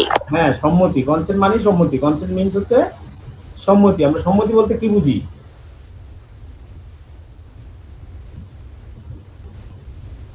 অনুমতি দেওয়া কন্ট্রাক্টের ব্যাপারে, যে একজন করে বলেন। হ্যাঁ, কন্ট্রাক্টের ব্যাপারে অনুমতি দেওয়া যে উনি কন্ট্রাক্ট করবে। না, ওটা আমি কন্ট্রাক্টে গেলাম না, আমি সাধারণ ভাষায় আপনি বলেন এটা হ্যাঁ স্বেচ্ছাচারী মানে আপনি দুই অথবা দুইয়ের বেশি, অর্থাৎ আমি আর আপনি মিলে আপনি একটা জিনিসের উপর আপনি যেটা এগ্রি করছেন আমিও এগ্রি করি, আপনি যে জিনিসটা বিশ্বাস করেন আমিও বিশ্বাস করি, ঠিক আছে? এটাকে বলা হচ্ছে সম্মতি। এটাকে বলা হচ্ছে কি সম্মতি, মানে আপনার যেটা এটাকে আপনি যেটা রায় দিচ্ছেন আমিও সেই রায়ে একমত, এটাই হচ্ছে সম্মতি। ক্লিয়ার? জি স্যার। দেন আসতেছে কনসেন্টের পরে আসতেছে ফ্রি কনসেন্ট। এখন ফ্রি কনসেন্ট বলতে কি বুঝেন? এই 5টা পয়েন্ট বলতে হবে, এখানে পয়েন্ট না বললে হবে না। কোন কোন ঘটনা থাকলে সেগুলোকে ফ্রি কনসেন্ট বলা যাবে না? when a contract is not treated as a free consent.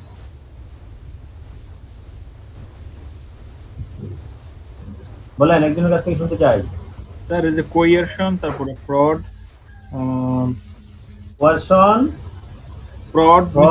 Misrepresentation, mistake, এগুলো থাকলে স্যার ওগুলা মিসরিপ্রেজেন্টেশন এটা হইছে, এগুলো থাকলে স্যার ওটা ফ্রি কনসেন্ট হবে না। 5টা বলবেন, 5টা। আরেকজন বলেন তাহলে 3টা বলছেন আর 2টা। মিস্টেক, মিসরিপ্রেজেন্টেশন, ফ্রড, কোয়ারশন, তো undo influence. Undo influence, right, 4টা। আরেকটা হইছে মিস্টেক স্যার।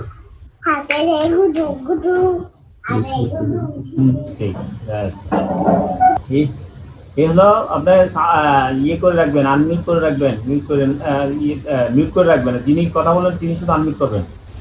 তাহলে আরেকজন বলেন তো 5টা ইয়ে পয়েন্ট। একজনে বললে আপনারা সবাই শুনতেছেন তো নাকি? অন্য একজন বলেন।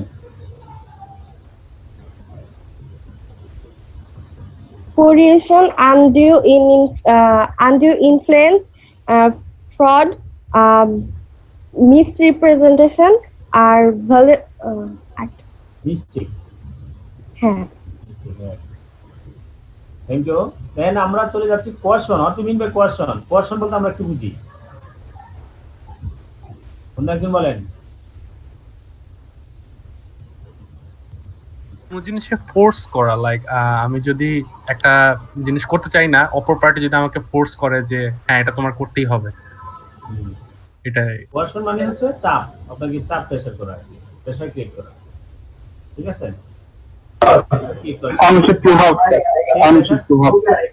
হ্যাঁ, সে প্রেসারটা আপনাকে থ্রেট দিয়ে হতে পারে, হ্যাঁ, কোনো আপনার কোনো ইয়ের মাধ্যমে হতে পারে, আপনার চাকরির উপরে কোনো চাপ দিয়ে হতে পারে, অথবা আপনাকে মানে পার্সোনালি থ্রেট দিয়ে হতে পারে, হ্যাঁ, যে কোনো ভাবে হোক, অন্য কোনো লফুল, অন্য কোনো আনলফুলের মাধ্যমে হতে পারে, হ্যাঁ, অন্য কোনো আপনার জমি জমা নিয়ে দিবে, এরকম কোনো কিছু হতে পারে। যে কোনো ওয়েতেই হোক না কেন আপনাকে প্রেসার ক্রিয়েট করা, তখনই তাকে বলা হচ্ছে কোয়ারশন। ক্লিয়ার? দেন আমরা চলে যাচ্ছি আনডিউ ইনফ্লুয়েন্স। আনডিউ ইনফ্লুয়েন্স বলতে কি বুঝি? অন্যায়ভাবে প্রভাব বিস্তার করা। এটা কিন্তু আপনাকে কিন্তু ওই যে একটু আগে কোয়ারশন বলছি, কোয়ারশনের চেয়ে উল্টাটা এটা। কোয়ারশন হচ্ছে আপনাকে প্রেসার ক্রিয়েট করবে, এটা করতেই হবে, আপনি বলছেন আমি করবো না, না করতেই হবে, আপনাকে নিয়ে ইয়ে করে আদায় করে দেবে। আনডিউ ইনফ্লুয়েন্সটা হচ্ছে আপনাকে রাজি খুশি করে দেওয়া, ঠিক আছে? অবৈধভাবে আপনাকে রাজি খুশি করা, এটাকে বলা হচ্ছে আনডিউ ইনফ্লুয়েন্স। তোমার স্যার ডমিনেট করে মানে বেনিফিট নেওয়াটা হচ্ছে। হ্যাঁ হ্যাঁ, আপনাকে ডমিনেট করে, আপনাকে ইনফ্লুয়েন্স করে আপনাকে নিয়ে নেওয়া, এই ইনফ্লুয়েন্স হচ্ছে আনডিউ ইনফ্লুয়েন্স।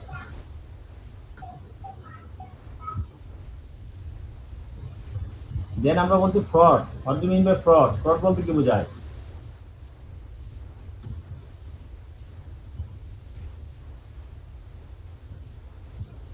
একজন বলেন, ফ্রড বলতে কি বোঝায়?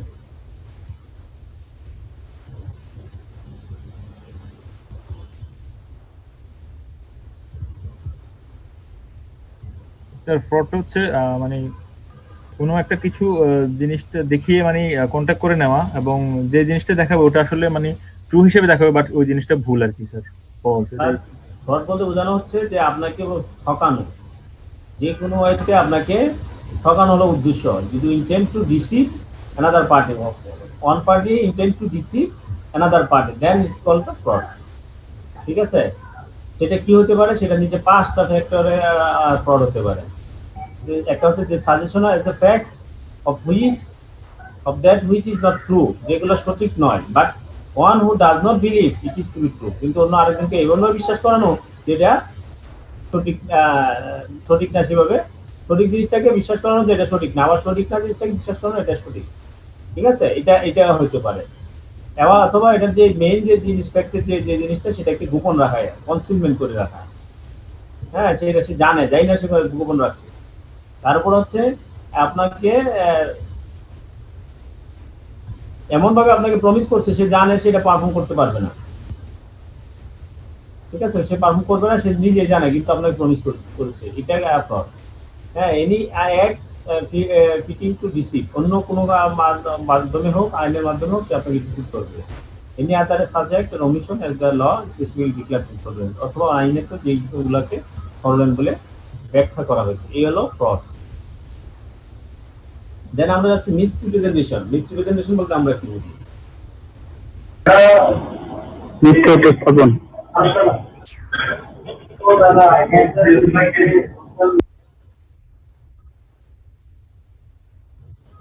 যে বুঝাইনো হচ্ছে রিপ্রেজেন্টেশন মানে হচ্ছে কি, উপস্থাপন করা। মিস রিপ্রেজেন্টেশন অর্থাৎ যেটা উপস্থাপন করবে সেটা যা ছিল তা না করেও, মানে ভুলভাল দিয়ে এবং ভুলভালি দিয়ে আপনাকে প্রেজেন্টেশন করা, এটা হলো মিস রিপ্রেজেন্টেশন। এই যে প্রেজেন্টেশনটা আপনার রিপ্রেজেন্টেশন করছে সেটা যথাযথ না, এটা হচ্ছে miss representation.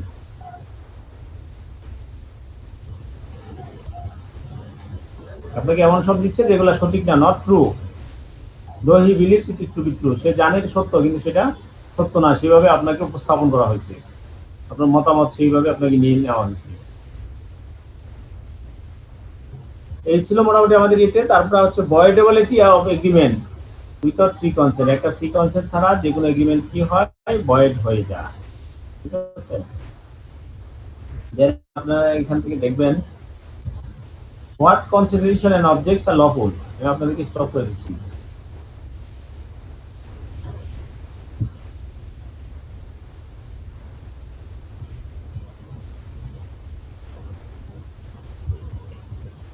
What consideration and objects are lawful and what not, কোনগুলা আপনার আইনত লফুল এবং কোনগুলা নয়।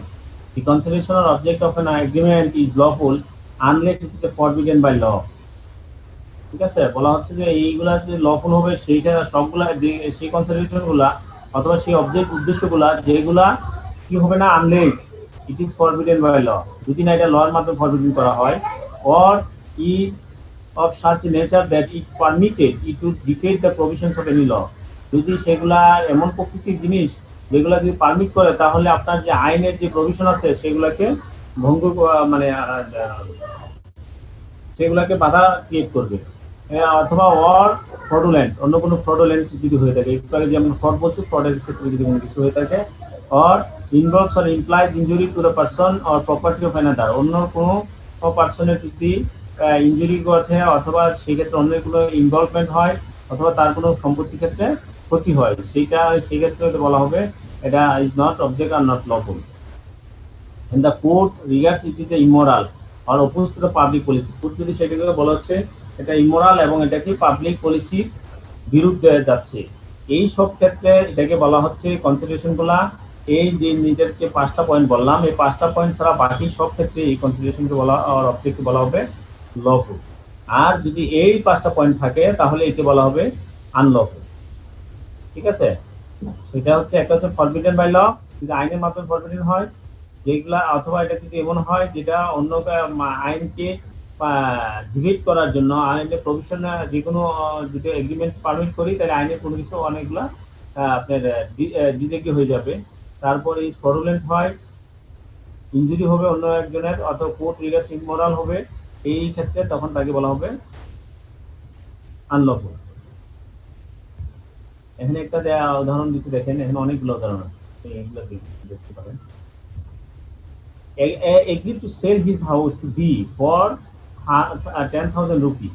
Here, B promised to pay the sum of 10,000 rupees is the consideration for as promised to sell the house, and as promised to sell the house is the consideration for this promise to pay 10,000 rupees. There are lawful consideration, ঠিক আছে, এটা একটা lawful কনসিডারেশনের কথা বলছি। হ্যাঁ, এরকম করে এরকম অনেকগুলো লফুল কনসিডারেশন এখানে বলা আছে, কোনগুলো আবার লফুল না কনসিডার এগুলো আপনি মানে এগুলো দেখবেন। এই যে রেস্ট্রিকশনগুলো দেখলে আপনার ক্লিয়ার হয়ে যাবে। Agreement void it considerable and object are lawful unlawful part. একটু আগে বলছি এগ্রিমেন্ট ভয়েড হয় কোন কোন কারণে, অনেকগুলো কারণ। একটা হচ্ছে এটা এখানে আবার এই আনলফুল কনসিডারেশন জন্য ভয়েড, সেটা এই লাইনটা আবার এখানে নিয়ে আসে।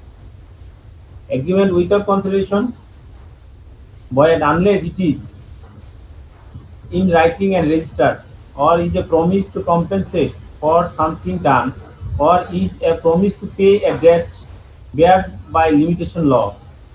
হ্যাঁ, an agreement without consideration void হয়ে যায় যদি না এই কয়েকটা তিনটা পয়েন্ট, যে তিনটা পয়েন্ট আমরা আগে বলছিলাম যে ন্যাচারাল লাভ এন্ড এফেকশন, তারপর হচ্ছে ভলান্টারি, তারপর ডেট যখন ভ্যালিড হয়ে যায়, ভ্যালিড হয় তখন সেক্ষেত্রে এগুলো হয়। এখানে এইটাই এখানে বলছি, it is expressed in writing and registered under the law for the time being in force for the registration document and is made on account of natural love and affection between parties standing in a near relation to each other. ঠিক আছে, natural লাভ এফেকশনের জন্য যদি কোনো register বা কোনো document দেয় সেক্ষেত্রে এটা উইথাউট কনসিডারেশন হবে।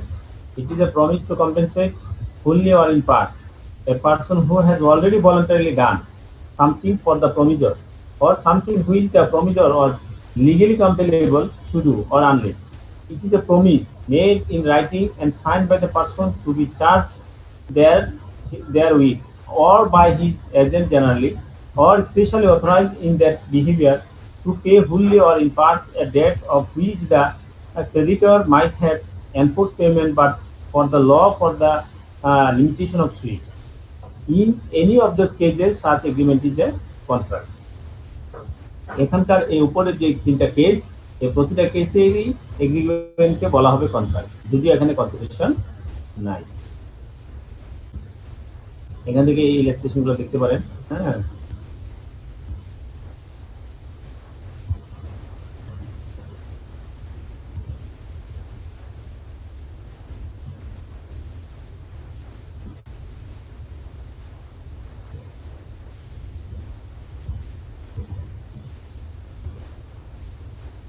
agreement in restraint of marriage void.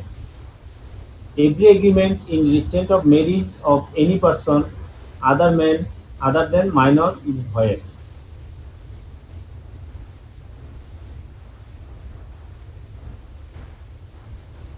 এগুলো আসবে না আমাদের।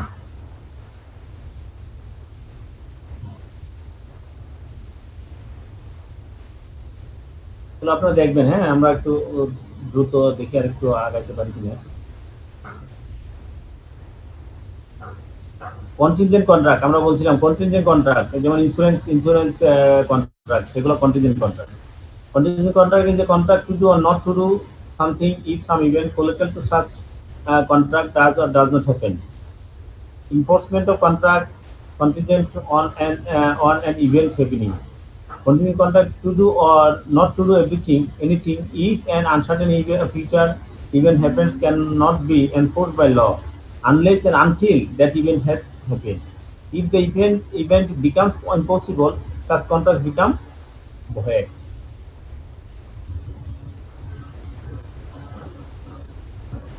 Effect of refusal to accept offer of performance. Where a promiser has made an offer of performance to the promise and the offer has not been accepted, the promiser is not responsible for non-performance or nor does he thereby lose his rights under the contract. Every such offer must fulfill the following condition: it must be unconditional, it must be made at the proper time and place and circumstances that the person to whom আমরা দেখবো আর কি এগুলো হচ্ছে performance acceptance কত, effect of refusal to accept offer of performance. আপনারা এখান থেকে মানে এইভাবে আপনারা দেখবেন, মোটামুটি যে পয়েন্টগুলো একটু গোস্ত করার চেষ্টা করবেন।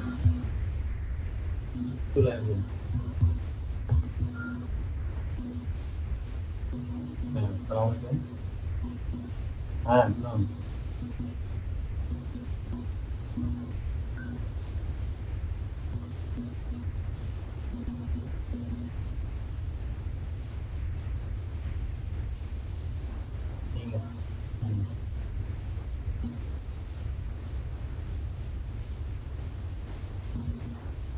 স্যার কি বলে?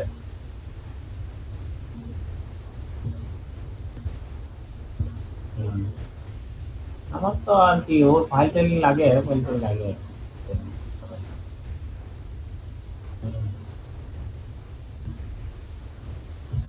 স্যার আর কি, স্যার আমি তো বললে তো না আসলে হয় না।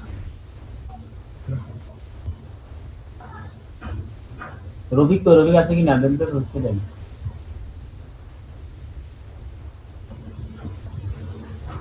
হ্যাঁ রফিক, তোমার কি কালকে কি না আসলে কি খুব বেশি ভালো হবে?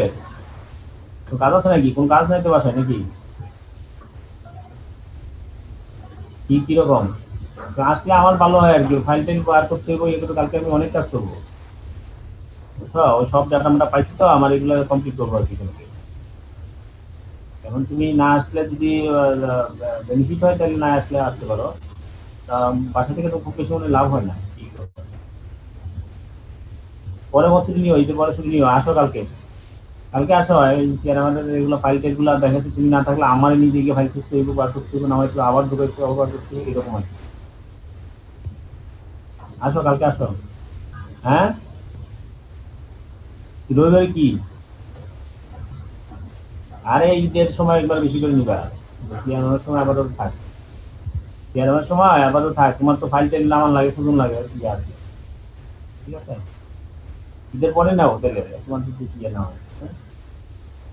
ঠিক আছে, হ্যাঁ হ্যাঁ, ঈদের পরে ছুটি নিও, ঠিক আছে, ঠিক আছে, হ্যাঁ ওকে। হ্যাঁ পুনম, রফিক আসবে, ঠিক আছে।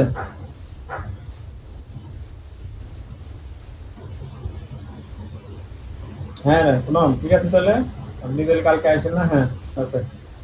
রফিককে ভাই তো কি কোথায় কি রাখছেন এটা দেখাইতে যাই। আচ্ছা না থাকলে থাক, হ্যাঁ ওকে। আর ফোন ফোন খোলা রাখবেন, অসুবিধা নেই, হ্যাঁ ওকে, ঠিক আছে ওকে।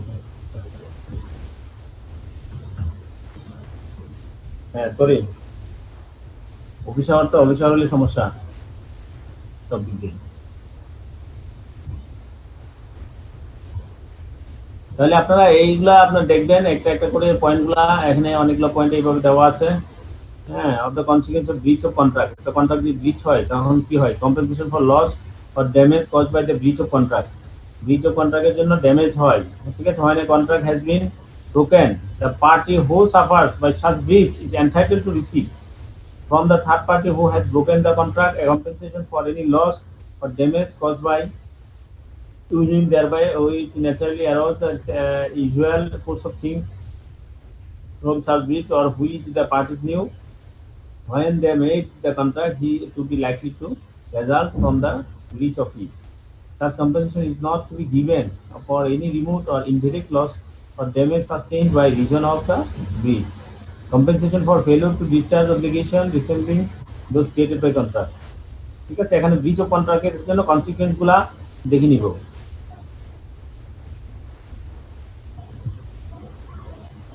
Compensation for breach of contract where penalty stipulated for, তো পেনাল্টিটা সেক্ষেত্রে কি হয়? আপনারা এই ক্ষেত্রে মানে মোটামুটি ইয়েগুলা দেখবেন, ইনডিগনিটি অ্যান্ড গ্যারান্টি, কন্ট্রাক্ট অফ ইনডিগনিটি, তার মানে আমি মনে বলি নাই না, আগের এই ক্লাস পাওয়ার পয়েন্টে আমি এটা বলি নাই। কন্ট্রাক্ট অফ ইনডিগনিটি বলতে কি বোঝো? A contract by which one party promises to save the other from loss caused to him by the contract of the promise himself or by the contract of any other person is called a contract of indemnity. Contract of indemnity বলতে বোঝা যাচ্ছে যখন one party promise to save, একজন যদি কোনো promise save করার জন্য promise করে দ্য আদার ফ্রম লস, যে সে লস করে যেটা হবে সে লসকে সে সেভ দিবে, হ্যাঁ, cause to him by the contract of the promisor himself or by the contract of any other person is called a contract of indemnity. যেমন insurance কোম্পানির ক্ষেত্রে আসলে অনেকটাই এটা কন্ট্রাক্ট অফ ইনডিমনিটির ক্ষেত্রে মতোই হয়ে যায়। অথবা আপনাকে যে গ্যারান্টি দেওয়া হয়, থার্ড পার্টি গ্যারান্টি যেটাকে বলি, পার্সোনাল গ্যারান্টি, হ্যাঁ, পারফরমেন্স গ্যারান্টি, পার্সোনাল গ্যারান্টি, সেইগুলোই আসলে কন্ট্রাক্ট অফ ইনডিমনিটির মতোই অনেকটা কাজ করে। যদি সে দিতে না পারে সেক্ষেত্রে আমি তাকে দিব। Contract to indemnify the against the consequence of any proceedings which he may take against B in respect of certain sum of 200 rupees. This is the contract of indemnity. A contract of guarantee, surety, হ্যাঁ surety, principal ডেটর, creditor, এগুলো আপনারা দেখেন। হ্যাঁ, দেখার পর আমি কালকে এই নিয়ে আপনার কোশ্চেন সেশনের মতো এইগুলো আমি আলোচনা করবো। কন্ট্রাক্ট অফ গ্যারান্টি বলতে কি বুঝি, সিউরিটি বলতে কি বুঝি, এই যে একটু আগে বললাম কন্ট্রাক্ট অফ গ্যারান্টি হচ্ছে এই যে আপনার যে গ্যারান্টি দেওয়া, হ্যাঁ performance guarantee, personal guarantee, LC, এগুলো আসলে সাধারণত কন্ট্রাক্ট অফ গ্যারান্টি থেকে আসছে। সিউরিটি, সিউরিটি দিয়ে দেওয়া, হ্যাঁ আপনি না দিলে আমি দিব। প্রিন্সিপাল ডেটর, ক্রেডিটর, এগুলো কি? Contract of guarantee is a contract to perform the promise or discharge the liability of third person in case of the his default. যদি থার্ড পারসন কোনো বলে যে তার যদি ডিফল্ট হয় তাহলে আমি এটা দিয়ে দিব, সেটাকে বলা হচ্ছে contract of guarantee. The person who give the guarantee is called the surety. যিনি এটা গ্যারান্টি দেয় তাকে বলা হচ্ছে সিউরিটি। তার মানে সিউরিটি ডেফিনিশন হচ্ছে সেটা। and the person in respect of whose default the guarantee is given is called the principal debtor. যার মানে পক্ষে আপনি গ্যারান্টিটা দিচ্ছেন তাকে বলা হচ্ছে প্রিন্সিপাল ডেটর, এবং যাকে আপনি দিবেন গ্যারান্টিটা সে হলো ক্রেডিটর। এই guarantee May either oral or written, ঠিক আছে? গ্যারান্টি আইদার ওরাল হতে পারে, রিটেন হতে পারে। তবে সাধারণত যেটা হয় অবশ্যই গ্যারান্টি রিটেন হয়, ঠিক আছে? ওরাল হলে তখন এটাকে আপনি বাস্তবায়ন করতে পারেন না, ঠিক আছে? এই হলো contract of guarantee. Contract of guarantee definition থেকে আমরা পাবো এখানে সিউরিটি কাকে বলে, প্রিন্সিপাল ডেটর কাকে বলে, ক্রেডিটর কাকে বলে, ঠিক আছে? কনসিডারেশন ফর গ্যারান্টি, গ্যারান্টির ক্ষেত্রে কি কনসিডার করা হয় এগুলো আপনি দেখবেন। হ্যাঁ, তারপর আমরা নেক্সট ক্লাসে আলোচনা করব। কন্টিনিউ গ্যারান্টি, অনেক গ্যারান্টি এরকম আছে continue guarantee, revocation of continue guarantee.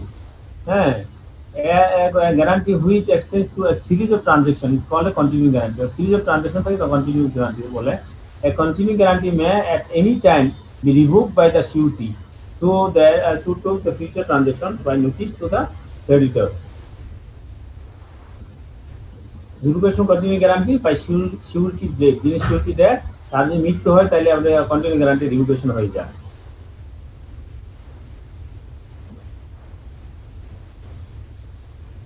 Rights of surety on payment or performance, surety এর পেমেন্ট এবং পারফরমেন্স এর সিউরিটি কি রাইট?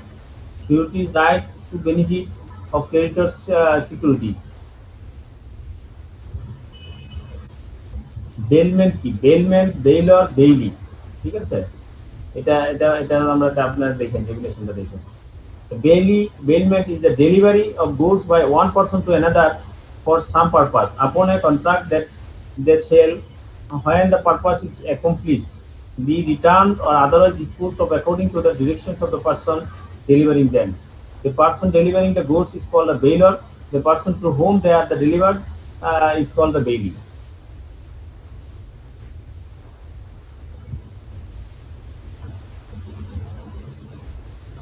Agency, principal, agency কি, principal কি, এগুলো আমরা এখান থেকে আপনারা দেখবেন।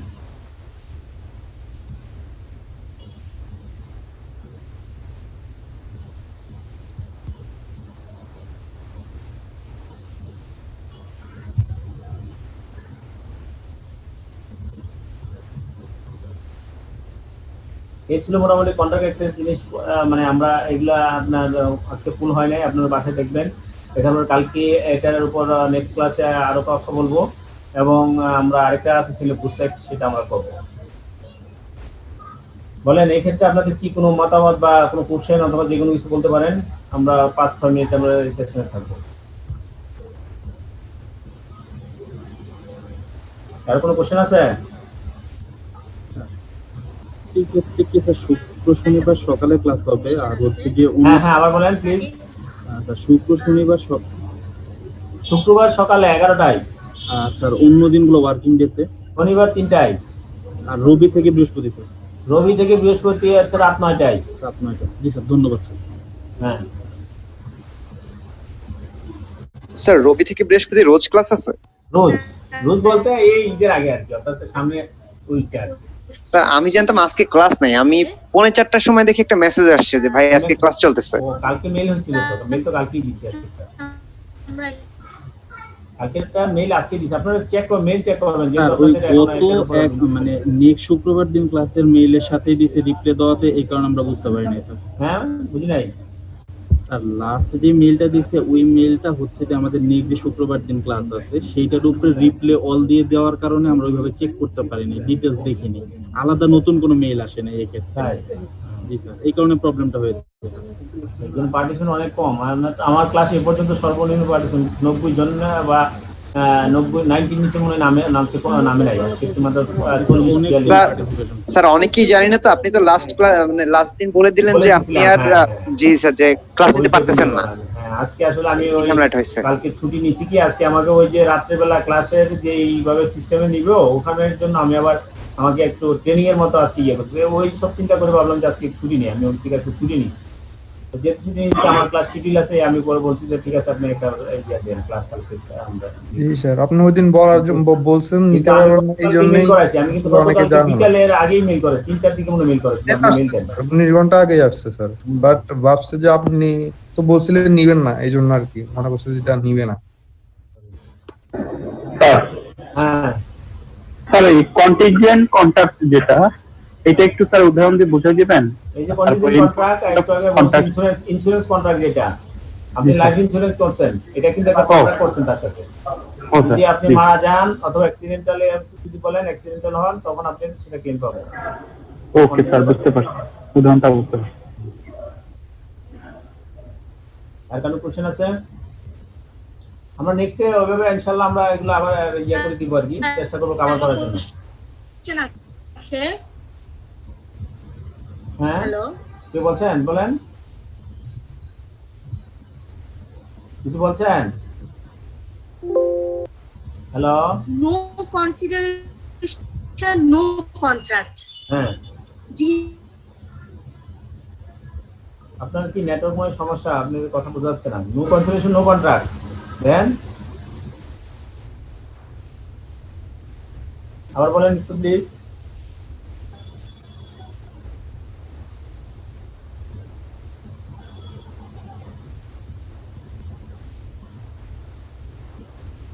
হ্যাঁ আর কোশ্চেন আছে বলেন। স্যার এই ওয়ার্ড ডকুমেন্টটা যদি আমরা পেতাম তো একটু ভালো হতো স্যার।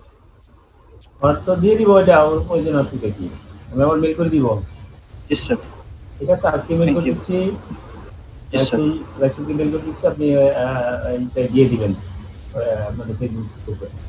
স্যার আপনি দিলে আমি গ্রুপে আপলোড করে দেব। হ্যাঁ আপলোড করে দিবেন, আজকে এখনই দিয়ে দিবেন। স্যার ওই যেগুলো রেড কালার দিয়ে স্যার মার্কিং করা রাখতে, ওগুলো কি মার্কিং করা থাকবে ওয়ার্ড ফাইলটার মধ্যে? হ্যাঁ হ্যাঁ ওয়ার্ড ফাইলে মার্কিং করা থাকবে, এই জন্য আমি ওয়ার্ড ফাইল করছি তো এই জন্য। জি স্যার, থ্যাংক ইউ। তারপর আর কোনো কোশ্চেন আছে?